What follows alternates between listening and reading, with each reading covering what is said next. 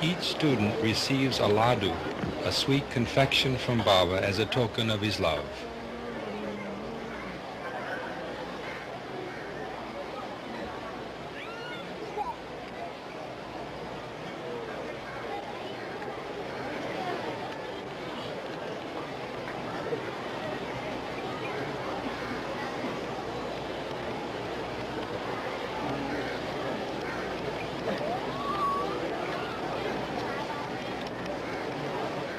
Here, Sai Baba distributes the food prepared by the students to those in need, and by his example inspires his devotees throughout India and other parts of the world to engage in acts of selfless service.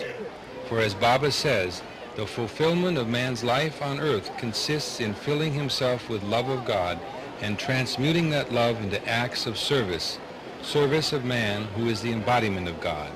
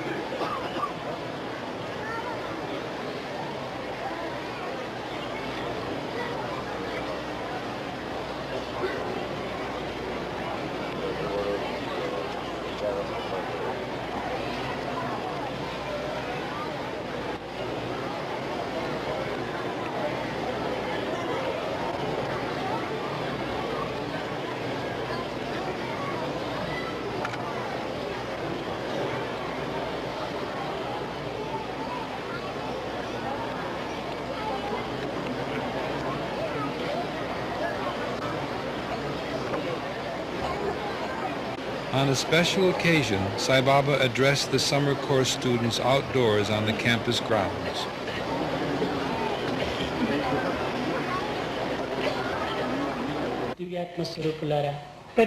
Embodiments of the divine Atma.